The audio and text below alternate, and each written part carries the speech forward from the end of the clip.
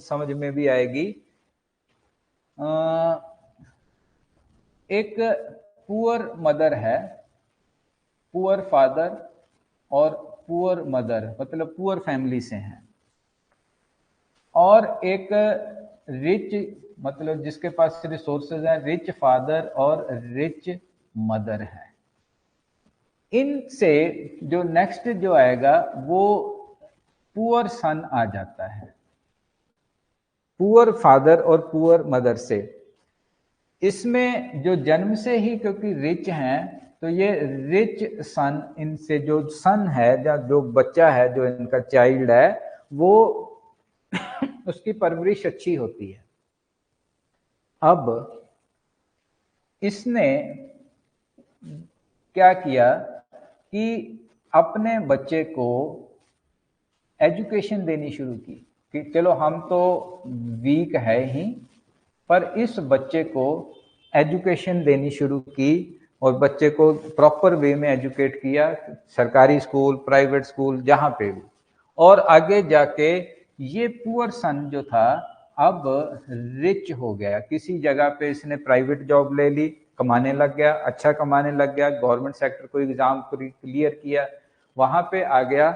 अब इसने knowledge based ही ली, जैसे आप लोग हो ना, आप नॉलेज बेस्ड ले रहे हो, नॉलेज आप गेन कर रहे हो, एग्जाम क्लियर करोगे, इसी तरह से और भी। अब इसको ये रिच हो गया तो इसको भी रिच वाइफ मिलेगी, मतलब नौकरी लगी हुई वाइफ ढूंढता है, नौकरी लगी हुई वाइफ। तो अब एस सन जो था ये रिच फादर में कन्वर्ट हो गया और इसको भी एक रिच वाइफ मिली, और ऊपर आगे से जाके इनके जो है आर एस रिचेस में जाना शुरू हो जाएंगे इस तरह से।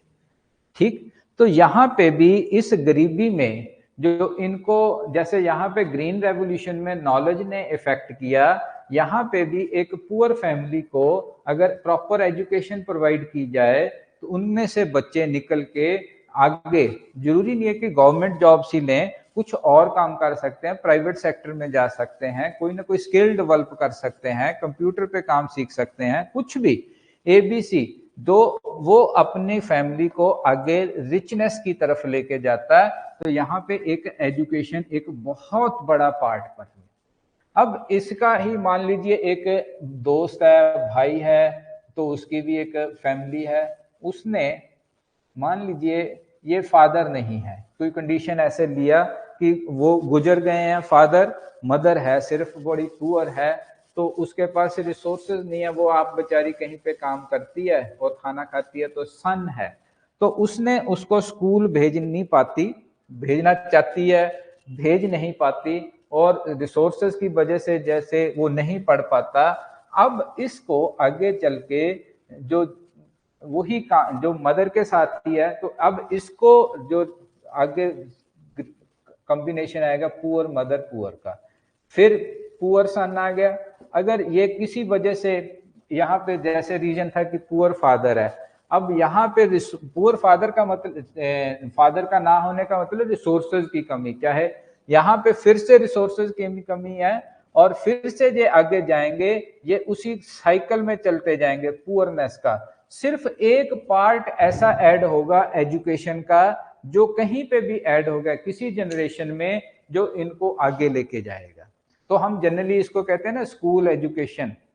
आजकल बहुत सी ऐसी स्कीम्स हैं, जैसे SC ST लड़कियों के लिए फ्री एजुकेशन है, या और गरीब परिवारों के लिए फ्री एजुकेशन है, इकोनॉमिकल वीकर सेक्शन के लिए कुछ प्रोविजंस हैं, सीट्स का प्रोविजन है।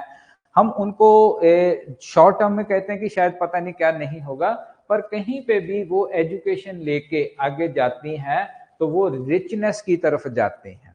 तो ह्यूमन रिसोर्स का में एजुकेशन एक बहुत बड़ा रोल प्ले करती है। इसलिए चाहे हमें नौकरी मिलती है नहीं मिलती वो एक पार्ट है, हमें नौकरी मिलनी ना मिलनी एक बात, पर एजुकेटेड होना, आपको एजुकेशन लेना एक दूसरा पार्ट है, वो आपकी फैमिली के लिए। क्योंकि आप जो भी काम करोगे, एक एजुकेटेड किसान है वो आप खेती बाड़ी को एक अलग ढंग से सोचेगा, एजुकेटेड एंटरप्रेन्योर है, कोई शॉप चला रहा है, वो उसको एक अलग ढंग से सोचेगा। ठीक है। तो